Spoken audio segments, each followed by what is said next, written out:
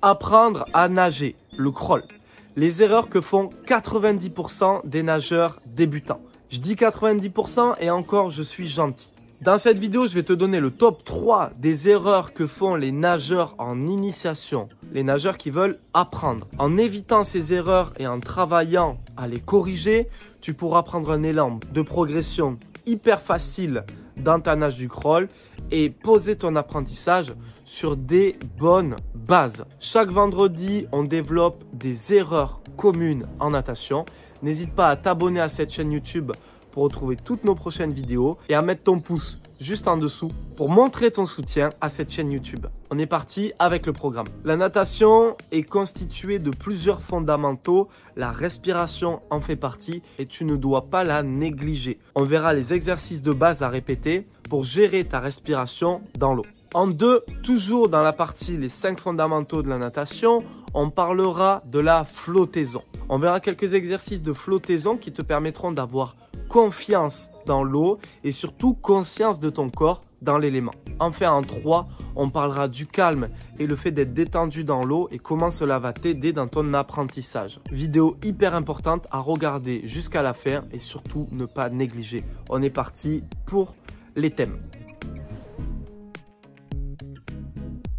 Parlons de la respiration. L'erreur principale, l'obstacle principal auquel se confrontent les nageurs en initiation, c'est la respiration. On est capable de bien gérer notre souffle en dehors de l'eau, quand on court ou quand on fait du vélo ou un autre sport, mais dans l'eau, ça devient plus facile. Donc, je te propose 3 exercices de base qui vont te permettre de bien gérer ton souffle et en les répétant en boucle, ce sera super facile de l'intégrer à ta nage et à tes premiers exercices d'apprentissage. Les exercices sont simples et à la portée de tous. Premier exercice, tu vas souffler à fond par la bouche et inspirer en un temps.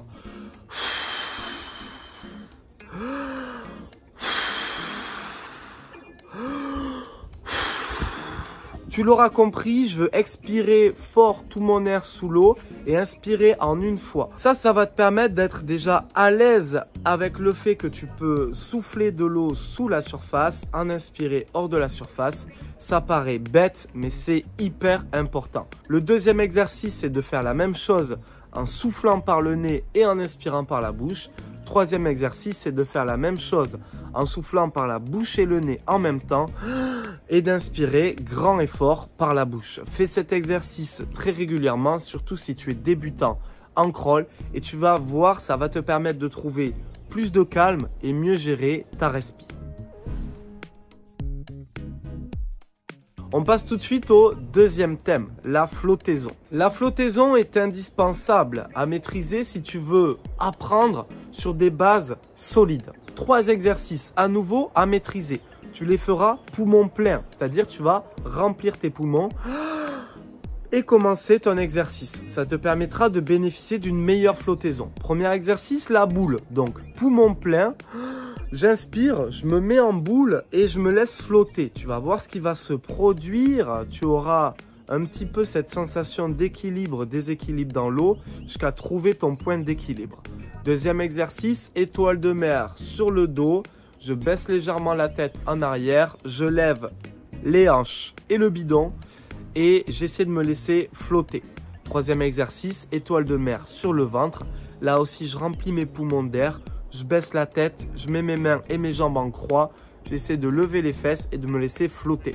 Tous les exercices que je te donne, c'est des exercices de base et qui sont également hyper intéressants à donner à des enfants débutants en initiation. Donc, on commence tous par les mêmes étapes pour apprendre à nager et je te les donne dans cette vidéo. Ton pouce bleu si cela te plaît. Enfin, dernière étape, c'est trouver du calme dans l'eau. Très souvent, je vois des nageurs hyper agités faire leur première longueur de 25 mètres. Et en fait, tout ce qu'ils font au fil de leur progression et de leur apprentissage, c'est d'enchaîner 25 mètres, beaucoup de repos, 25 mètres, beaucoup de repos, mais toujours avec la même agitation, toujours avec un grand manque de calme, toujours avec un grand manque de « je me pose dans l'eau, je suis relâché, je suis détendu ». Et en fait, au final, il n'y a pas de progression parce qu'on ne se calme pas. Donc, le calme, ça doit se refléter dans ta nage, dans ta fréquence de mouvement et dans ton alignement. Je m'aligne bien, je vais essayer de faire des grands mouvements, je vais essayer d'être le plus large possible et je vais essayer à chaque coup de bras de mettre de la force et de la glisse. De la force et de la glisse. Pour une vidéo un petit peu plus technique de l'apprentissage, tu peux retrouver notre dernière vidéo, le lien s'affiche juste en dessous. Mais voilà, là tu as 2 fondamentaux et une règle à respecter absolument. Gérer sa respi, gérer sa flottaison et gérer son calme dans l'eau pour poser son apprentissage sur les meilleures bases possibles. Si tu veux aller plus loin dans ton apprentissage, je te propose le pack endurance. Nager 1500 mètres en crawl sans t'essouffler. C'est un programme hyper intéressant pour apprendre le crawl sur les meilleures bases et puis trouver ton calme, ton souffle, une bonne flottaison pour nager de très longues distances calmement sans être à bout de souffle. N'hésite pas à mettre ton pouce bleu et à t'abonner pour montrer ton soutien à cette chaîne.